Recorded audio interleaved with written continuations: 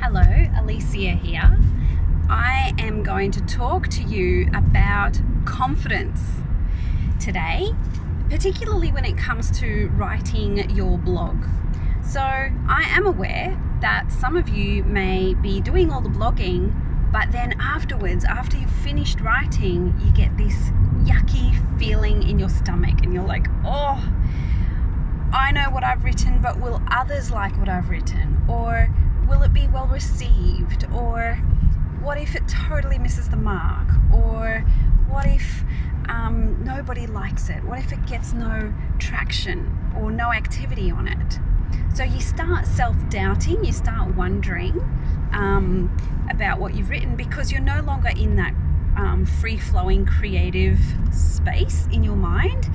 You've suddenly gone back to everyday mind, which is more a to-do kind of mind, a decisions kind of mind. It's very analytical, it's very facts and figures. So suddenly you're thinking about the percentage of people that might like it or not. And more terribly, you're wondering if people will like what you've written at all.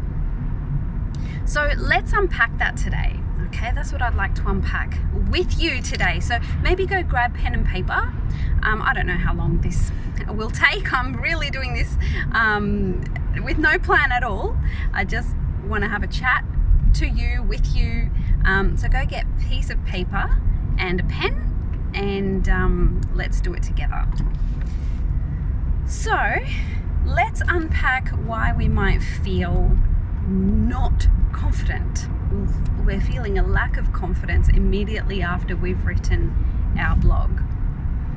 So first of all, I want you to write down all the feelings that actually come up for you, because we're all different. Some of us might feel scared, others of us might feel just a little bit unsure, and others might yet feel completely overwhelmed. So these are very different feelings and it'll be very different for each of you.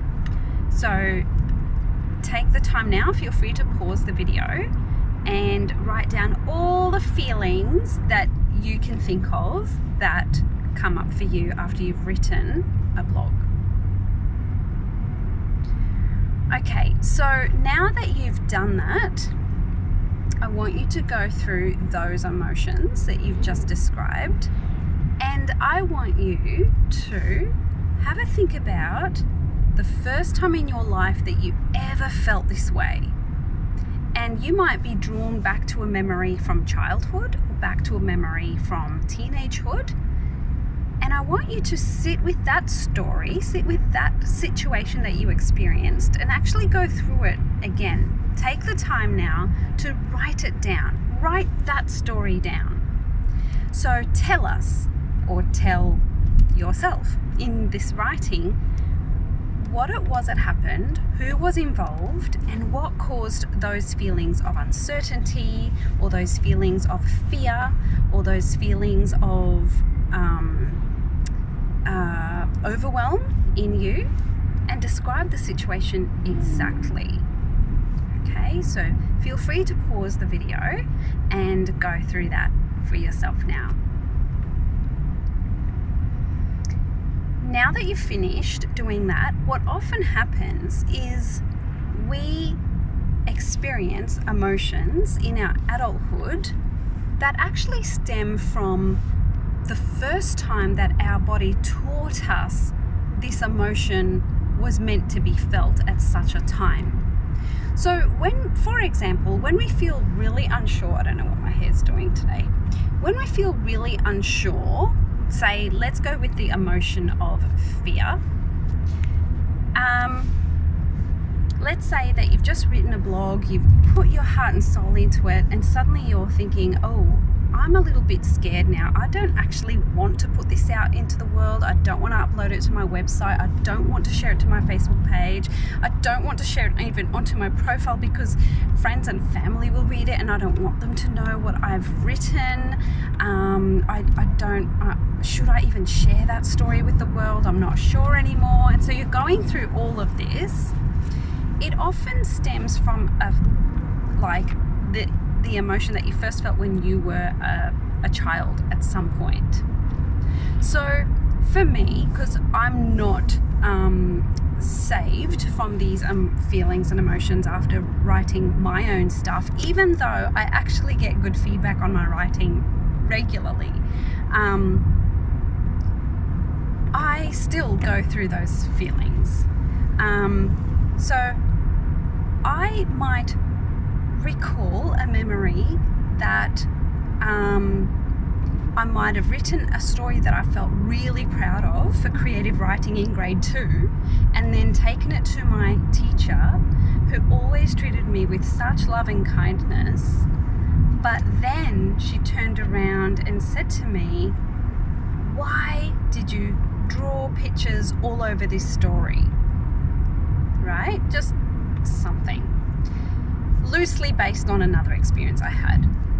So, and then in my mind, I've felt the fear of having really disappointed my teacher, because I wanted her to read the story and go, "Wow, that story is amazing. You've done such a great job." And I wanted the gold sticker, wanted the gold star, and I wanted the big red writing that said, "Well done." But this time, maybe she was having a bad day, or maybe I just wasted a lot of time in class by trying to be creative and it wasn't expected of me, right? So then you take that memory that you have and compare it to what's happening now. You compare that memory from childhood to what you're experiencing now as an adult. So who has replaced, so in your today, who would be my teacher? Well, my teacher is, in this case, so my teacher was going to read my creative story, but today it's my tribe that's going to read my blog, or perhaps anyone across the world who might stumble across my blog. So it's the reader of my blog. And we can immediately see that, okay, if they are the teacher in the story that's possibly having a bad day and decided that I shouldn't have drawn all over my page, we now get to ask ourselves, would that be the case today? Are my readers going to write back and say to me, "Why did you add those pictures into your blog?" Or "Why did you talk about that thing in your blog? I didn't need to know about that." So as you can see, by doing that simple little activity, you suddenly realize that nobody's actually going to do that. Now, let's say that in the worst of worlds, somebody says, "I am going to write back to this blogger and tell them exactly what I think of this." We then need to think about the fact that we need to work out, well, who is that person? Are they someone that you want to be your client in the first place? Perhaps not. Are they someone that has more knowledge or more experience on the topic than you? Maybe not. Are they someone who has the exact same life as you and therefore knows exactly what you should have written in the first place? Probably not. So that's my little trick for getting over,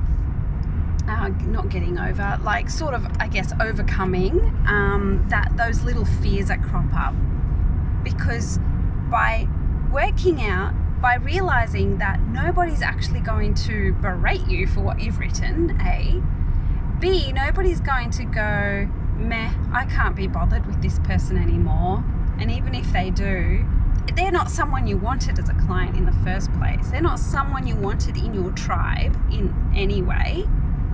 And then also by realizing that, well, perhaps that very same person doesn't have the life qualifications to give you their piece at all, then you realize, hang on, I can sit in my power. I can stand in my power. And I'm actually really happy about what I've written. And that is my story. And I can fully and totally own it. And therefore, I am now ready to share it. And off you go. You post it on your website. You post it on your Facebook page. You post it on all your other socials. And if you're really clever, you probably have a scheduling app that does it all for you. And you just let it do its thing.